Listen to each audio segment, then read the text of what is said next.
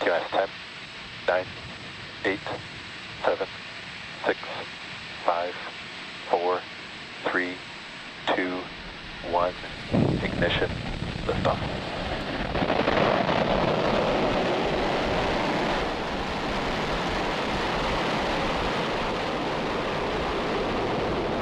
Vehicles pitching downrange. Stage 1 propulsion is nominal.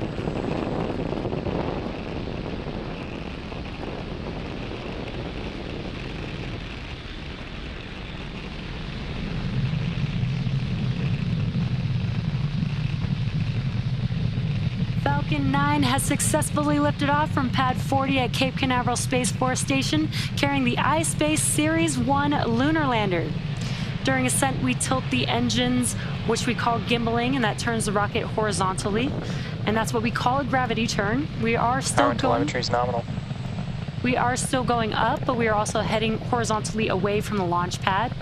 The rocket typically needs to go 17,000... Vehicle supersonic. Great call-outs there. The rocket typically needs to go 17,500 miles per hour horizontally in order to avoid being pulled back down to Earth and get into orbit. And we just heard a call out for max Q. That is maximum dynamic pressure. This is the largest structural load that the vehicle sees on ascent. Now that we're past the period of max Q, or maximum dynamic pressure, we do have 5 events coming up in quick succession. That'll be MECO, stage separation, stage 1 flip, SES-1, and then the boost back burn on the first stage will begin. Again, MECO is where all 9 of those engines that you see lit up on your screen, those will shut down. That helps slow the stage down in preparation for stage separation. Then the first stage will do a flip in order to make its way back to its landing zone today on land, followed by SES-1, or second stage engine start 1, on the second stage. That's where the MVAC engine will ignite, and then the boost back burn will also begin on the first stage. Those events are coming up here in just a few seconds.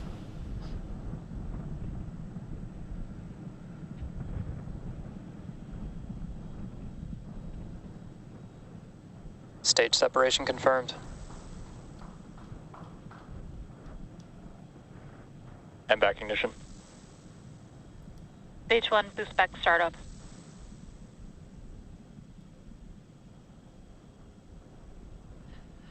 Some really cool views there. We just had MECO stage separation. You could see the stage 1 flipping in the background of the MVAC view, and an awesome view of the first stage boost back burn there.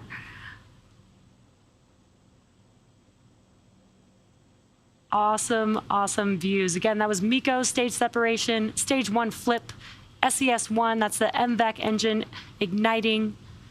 There you can see that on your right-hand screen. Stage 1 is currently in its boost back burn. Fairing separation confirmed. And there you can see on the right-hand screen, the fairing halves have deployed from the second stage as well. These fairing halves have completed their 4th and 5th flight and will be recovered when they return back down to Earth on our recovery vessel, Bob. Stage 1 boost back shut down. And as you saw on your left-hand screen, the engine has shut down on the first stage. That concludes the boost back burn for stage 1.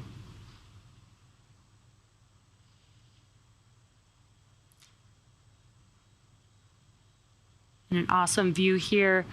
This is from our Falcon 9 second stage, looking at our MVAC engine in its first burn at the moment. T plus 4 minutes into today's mission. We are in the first of 2 planned MVAC burns before payload deployment. At T plus 6 minutes and 33 seconds, you should see on your screen the first stage's entry burn. That burn will last about 20 seconds. Now, the entry burn is where we relight 3 M1D engines, starting with the center E9 engine, then followed shortly afterwards by the E1 and E5 engines. Now, that slows the vehicle down as it passes back into the Earth's atmosphere. Now, we need to slow the stage down in order to reduce re-entry forces, and that helps us with recovery and reuse of the first stage. Again, what you're seeing on your screen is a view of the MVAC engine on the second stage. So far looking like it's on a nominal trajectory. Now, reusability is key to lowering the cost. Vehicles on nominal trajectory. Great call-outs there. Reusability is key to lowering the cost of spaceflight, which enables more investments in critical scientific research. The Falcon 9 first stage that is supporting today's mission will perform this entry burn for the 5th time, previously having supported SES-22 and 3 Starlink missions.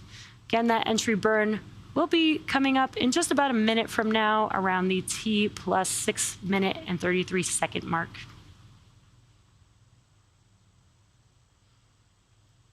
During that entry burn, Falcon 9 is decelerating by firing its Merlin engines, and we are still moving rapidly.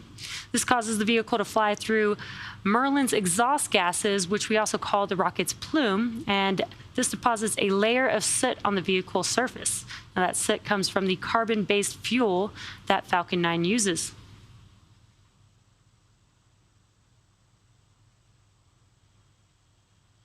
About 30 seconds away from the entry burn on the first stage.